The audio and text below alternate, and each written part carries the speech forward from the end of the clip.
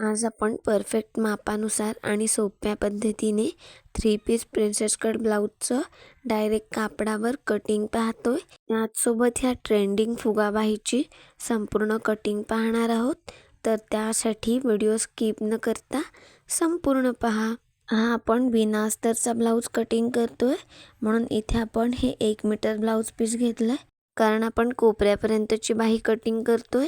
जर तुम्ही साधी बाही कटिंग करणार असाल तर 80 सेंटीमीटर घेतलं तरीसुद्धा चालेल. तर सुरुवातीला आपण मागील भाग कटिंग करून घेतोय. समोरच्या साईडला मेन फॅब्रिकची ओपन बाजू आहे आणि बंद बाजूकडे आपल्याला मागील भाग कटिंग करून घ्यायचा आहे. खालचं कापड थोडंसं क्रॉस आहे, म्हणून इथे आपण सरळ रेषा ड्रॉ करून घेतली. आता सुरुवातीला आपण ब्लाऊजची पूर्ण उंची टाकत असतो. आपली पूर्ण उंची आहे 12 इंच, तर त्यामध्ये मी 1.25 इंच मार्जिन घेते.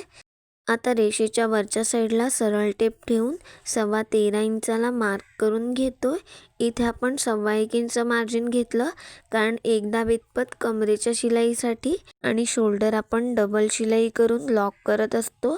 जर तुम्ही फक्त आतल्या साईडने शोल्डर शिलाई करत असाल तर 1 इंच मार्जिन घेतलं तरीसुद्धा चालेल.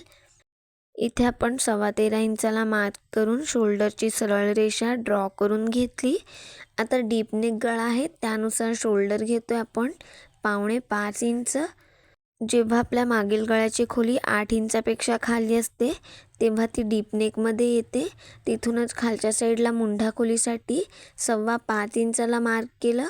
पुन्हा बंद बाजूकडून 5.25 इंचाला मार्क करून थोडं पुढल्या साईडला 5.25 इंचाला मार्क करून हे पॉईंट्स जोडत इथे बॉक्स ड्रॉ करून घेतोय. अशा पद्धतीने मार्क केल्यामुळे मुंढा रेषा आणि छाती रेषा अगदी सरळ रेषेत येतात. त्यानंतर छातीच्या रेषेवर छातीच्या चौथ्या भागाचा मार्क करा. छाती आहे 32 इंच, त्याचा चौथा भाग येतो 8 इंच. त्यामधून आपण 0.5 इंच मार्जिन मायनस करतोय, कारण आपला डीप नेक ब्लाऊज आहे आणि त्यामध्ये 1.5 इंच शिलाई मार्जिन. कमरेच्या रेषेवर कमरेचा चौथा भाग, 1 इंच बॅक साईडचा टक्स आणि 1.5 इंच शिलाई मार्जिन. इथं शिलाई मार्जिन तुमच्या आवडीनुसार कमी जास्ती करू शकता. आता आपण मार्जिन रेषा जोडून घेतोय, म्हणजेच पुढील माप टाकायला सोपं जातं. आता मागील मुंड्यासाठी मध्यातून 1.25 इंचाला मार्क करा, कारण आपला डीप नेक ब्लाऊज आहे. त्यानंतर मुंढा लाईनचा मध्य काढून घ्यायचा आहे. टेप अशा पद्धतीने मध्यात फोल्ड करून मध्यात मार्क करून घ्या. त्यानंतर फिटिंग लाईनच्या इथं 0.5 इंच खालच्या साईडला येत मागील मुंड्याचा शेप मार्क करून घेतला. फिटिंग लाईनच्या इथं 0.5 इंच खालच्या साईडला आल्याने मुंड्यामध्ये चोण्या येत नाहीत. त्यानंतर गळारुंदीचं माप टाकतोय. साईज लहान आहे, पण ब्लाऊजला आपण पायपिंग करणार आहोत, म्हणून इथे मी गळारुंदी घेते 2.25 इंच. पायपिंग करणार नसाल तर गळारुंदी 2 इंच घ्या.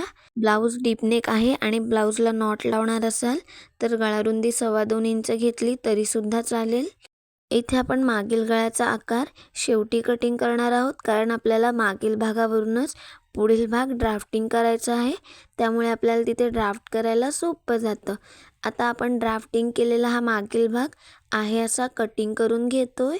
ब्लाऊज कटिंग करत असताना आपण काही महत्त्वाच्या टिप्स पाहणार आहोत, तर त्यासाठी व्हिडिओ स्किप न करता पहा, तरच तुमच्या लक्षात येईल. इथे पाहताय आपण आहे असा मागील भाग कटिंग करून घेतला. आता मागील भागावरून पुढील भाग ड्राफ्ट करून घेतोय. पुढील भाग आपण ओपन बाजूकडे कटिंग करतोय. पहा, माझ्या साईडला याची ओपन बाजू आहे. ड्राफ्टिंग करण्यापूर्वी पुढील भागात आपल्याला 0.5 इंच मार्जिन एक्स्ट्रा लागणार आहे आयहुक पट्टी जोडण्यासाठी. तर ओपन बाजूकडे इथे आपण 0.5 इंचाला मार्क करून इथे सरळ रेषा ड्रॉ करून घेतोय. जेव्हा आपण कापडावर कटिंग करत असतो तेव्हा छोट्या छोट्या गोष्टींची काळजी घ्या, नाहीतर मग आपला ब्लाऊज शिवण्यात कमी येतं, त्यामुळे ब्लाऊजची फिटिंगसुद्धा बिघडते. आता या रेषेच्या पुढे आपल्याला मागील भाग आहे असा ठेवून मार्क करून घ्यायचा आहे. पुढील भागात आपल्याला बरेचसे बदल करायचे असतात, ते आपण स्टेप बाय स्टेप पाहणार आहोत. तर व्हिडिओ व्यवस्थित पहा. गळ्याचा आणि मुंड्याचा शेप आहे असा आपण मार्क करून घेतला. जी आपली मार्जिन रेषा आहे आणि बॉटमची रेषा आहे तिथे आपण असे पॉईंट मार्क करून घेतले. आता पट्टीच्या सहाय्याने हे जोडून घेतोय. अशा पद्धतीने मार्क केल्यामुळे ड्राफ्ट करायला सोपं जातं आणि आपल्या मागील भागाचा आकारसुद्धा अगदी परफेक्ट येतो. जी आपण पाव इंच रेषा मार्क केली आहे त्याच्या पुढल्या साईडला मार्किंग करून घेतोय. गळा रुंदीचं मार्किंग करतोय 2.25 इंच. पुढील गळा आहे 5.5 इंच. त्यामध्ये 1.25 इंच मार्जिन ॲड करून खालच्या साईडने गळ्याची खोली 2.25 इंच घेऊन हे पॉईंट्स जोडत इथे बॉक्स मार्क करून घेतोय. प्रिन्सेस कट ब्लाऊजमध्ये पुढील गळ्यासाठी तुमच्या आवडीनुसार कोणत्याही गळ्याचा शेप मार्क करू शकता. इथं मी साध्या गोल गळ्याचा शेप मार्क करून घेतला. त्यानंतर मुंड्याचं मार्क करण्यासाठी छातीच्या चौथ्या भागाला मार्क करून घेतलं. त्यानंतर शोल्डरचं माप टाकून घ्या. त्यानंतर वरच्या साईडने मुंड्याचं माप टाकून हे पॉईंट्स जोडत इथे आपण मुंड्याचा शेप मार्क करून घेतोय. मागील मुंड्याच्या इथून आतल्या साईडला अर्धा इंचाला मार्क करून पुढील मुंड्याचा शेप मार्क करून घेतला. आता आपण योकपट्टीचा मार्क करतोय. साईजनुसार योकपट्टी घेतोय 2 इंच. खालच्या साईडने वरच्या साईडला 2 इंचाला मार्क करून तिथपर्यंत सरळ रेषा ड्रॉ करून घेतोय. तुमचे फुल बस्ट कमी असतील तर योकपट्टी 2.25 इंचाची घ्या. त्यानंतर आयुकपट्टीच्या बाजूने या रेषेच्या वरच्या साईडला 1.25 इंचाला मार्क करा. आता योकपट्टीचा गोलाकार शेप देण्यासाठी छातीच्या 12व्या भागाला मार्क करा. 32 छातीचा 12वा भाग येतो 3.2 इंच. आयुकपट्टीच्या बाजूने आतल्या साईडला 3.2 इंचाला मार्क करून हे दोन्ही पॉईंट्स जोडत गोलाकारात योकपट्टीचा शेप मार्क करून घेतला. अशाच पद्धतीने योकपट्टीचा शेप द्या म्हणजेच ब्लाऊज ब्रेस्टला छान फिटिंगला बसतो.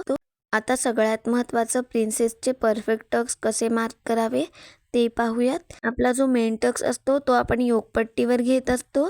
तर इथे पहा आपल्या छातीचा 12वा भाग आहे 3.25 इंच. पण प्रिन्सेसचे दोन्ही साईड पार्ट जोडत असताना तिथं आपल्याला दोन्ही बाजूला एकदा बितपत मार्जिन लागत असतं शिलाईसाठी. जेव्हा आपण पेपर कटिंग करत असतो तेव्हा आपल्याला ते पुढल्या साईडला वाढवायला सोपं जातं.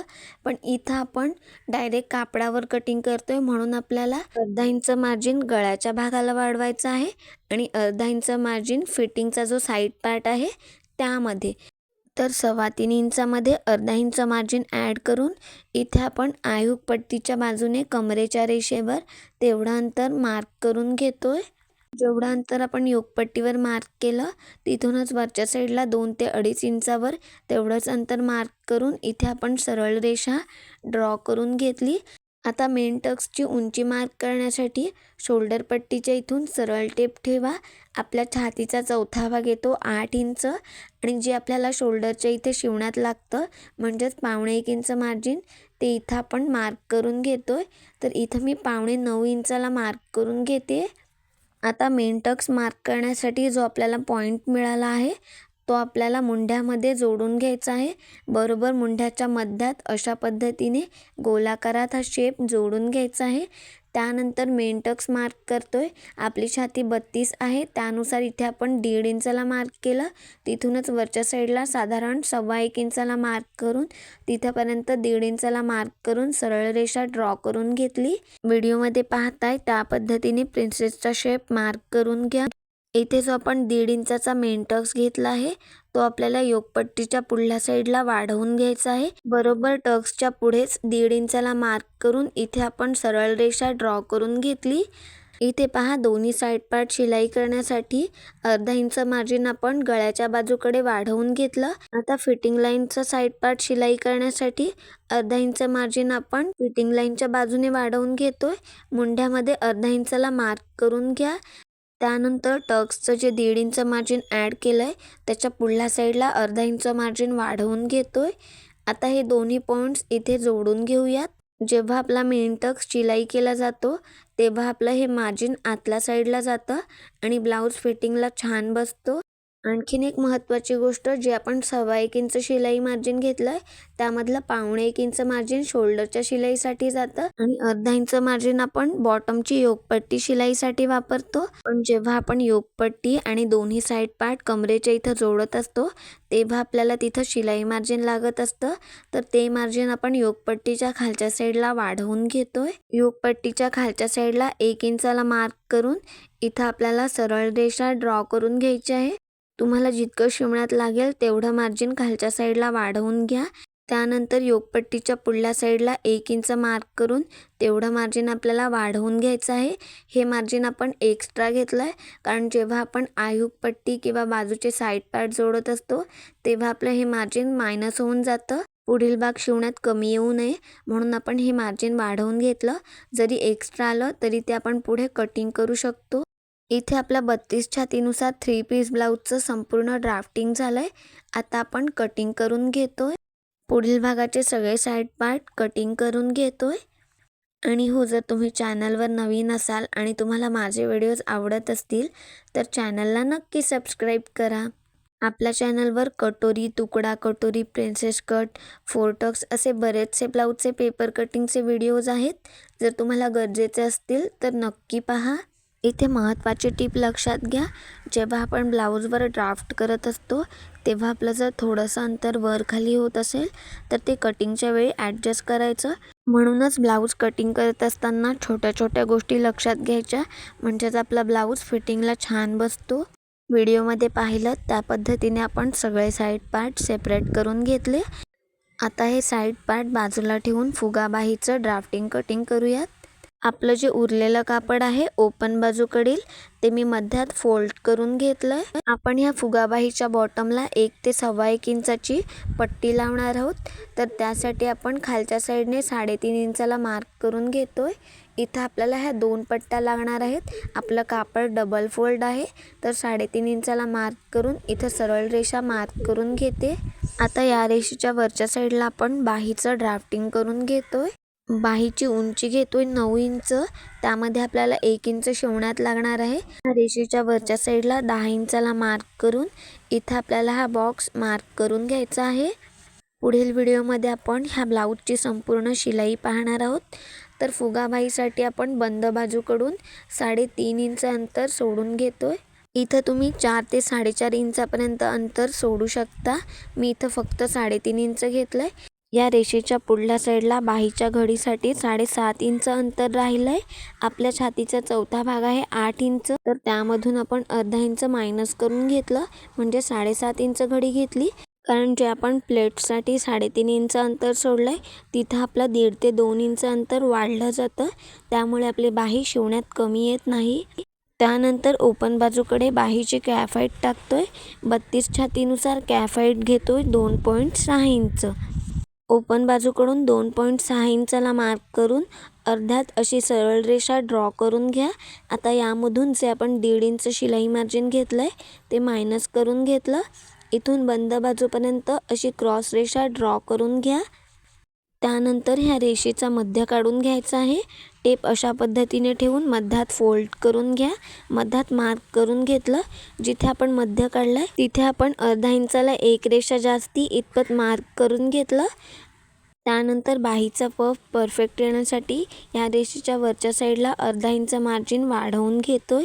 वरच्या साईडला अर्धा इंचाला मार्क करून तिथं सरळ रेषा ड्रॉ करून घेतोय.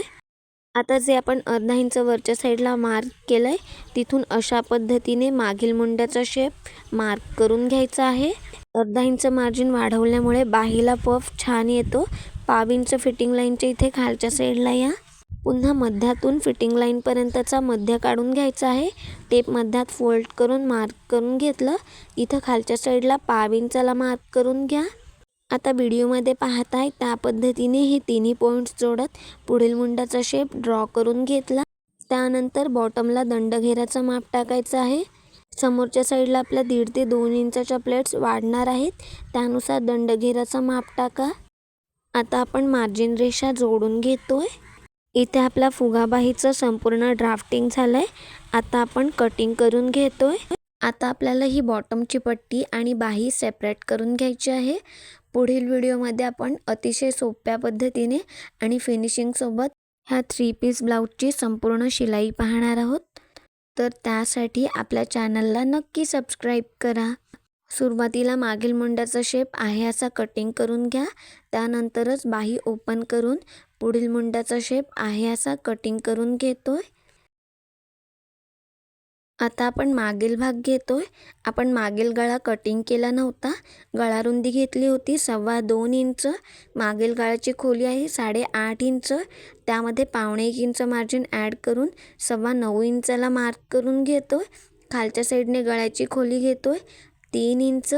आता हे दोन्ही पॉईंट्स जोडत इथे आपण हा बॉक्स मार्क करून घेतोय. या बॉक्समध्ये मागील गळ्यासाठी साध्या गोल गळ्याचा शेप मार्क करून घेतला. टक्सचं मार्किंग आपण शिलाईच्या व्हिडिओमध्ये पाहणार आहोत. तर इथे आपला ब्लाऊजचं संपूर्ण ड्राफ्टिंग कटिंग झालं आहे. व्हिडिओ संपूर्ण पाहिल्याबद्दल मनापासून धन्यवाद.